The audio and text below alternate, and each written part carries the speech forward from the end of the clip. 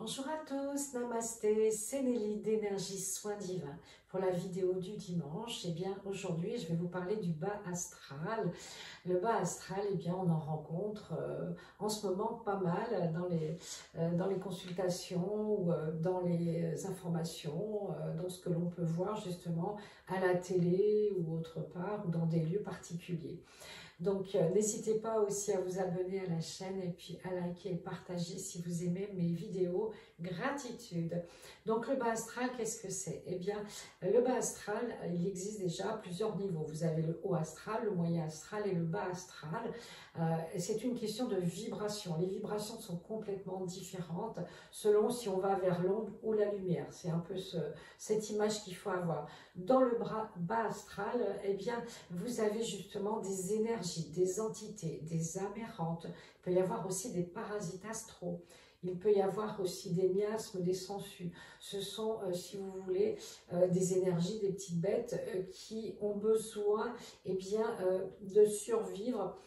Et elles vont pour ça se coller dans l'aura des personnes. Alors ça peut être le corps éthérique, le corps astral, etc. Et elles vont venir pomper de l'énergie pour subsister. Donc ces énergies du bas astral sont bien sûr lourdes, pesantes, puisque le bas astral, c'est l'endroit le plus, je dirais, le plus plombant, le plus impactant au niveau de la densité, donc de la lourdeur. C'est très lourd le bas astral. Alors les âmes errantes qui sont dans le bas astral, vous en doutez, ce sont des personnes de leur vivant qui n'ont pas fait de bonnes actions, qui ont été des meurtriers, des assassins, etc. Il y a aussi tous ces parasites astraux qui sont issus aussi des fois d'égrégores de forme pensée, c'est-à-dire que des gens qui sont pessimistes, je ne dis pas au quotidien des choses basiques, mais vraiment des gens qui vont souhaiter la mort, des gens qui vont souhaiter la maladie de quelqu'un, qui vont maudire, qui vont faire des envoûtements, etc. Ces âmes-là vont se retrouver dans le bas astral. Et elles vont, si vous voulez, développer des énergies négatives comme des parasites astraux, comme des larves, des miasmes, des sangsues. Ça peut venir aussi de certains lieux où il s'est passé des charniers, des batailles. Toutes ces énergies de haine, de colère, de tuerie ont dégagé aussi des parasites astraux, comme des mémoires, si vous voulez, qui vont venir comme ça un petit peu se diffuser. Et si vous passez par là, si jamais vous êtes fatigué, que vous êtes malade, que votre aura est un petit peu perméable, il se peut que l'on attrape un parasite, une bête comme ça du bas astral. Bon, on peut l'attraper aussi en soins pour les thérapeutes, mais bon, c'est pas grave, il y a assez de personnes compétentes pour nettoyer tout ça, c'est pas un souci. Mais vraiment, le bas astral, ce sont les énergies les plus toxiques. Il y a plusieurs degrés dans le bas astral, mais bon, je vous la fais simple.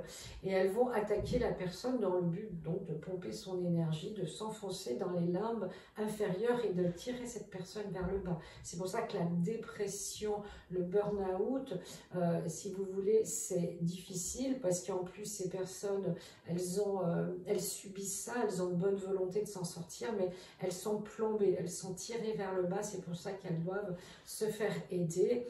Et puis, ça peut aller, bien sûr, jusqu'à la folie, jusqu'au meurtre, jusqu'au suicide, etc. Parce que, si vous voulez, la personne n'a plus son énergie, son potentiel pour pouvoir remonter vers les plans du haut astral. Donc, c'est là qu'il faut bien sûr demander de l'aide, se faire nettoyer, dégager par un passeur d'âme, par quelqu'un qui a l'habitude.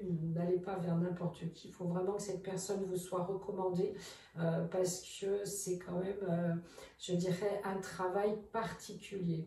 Donc, tout ce qui est aussi égrégore, forme pensée, c'est-à-dire que si vous avez des catastrophes dans votre vie, des procès, que vous avez des problèmes de santé, que ça s'accumule, au bout d'un moment, bien sûr, c'est humain, votre mental va créer des égrégores. J'ai pas de chance, c'est toujours sur moi que ça tombe, je sens que la prochaine, elle est pour moi. Vous voyez, et quelque part inconsciemment, comme on est les meilleurs autosaboteurs, on va attirer ces égrégores, ces formes pensées négatives qui vont se loger dans notre corps éthérique, juste au-dessus de la couche physique.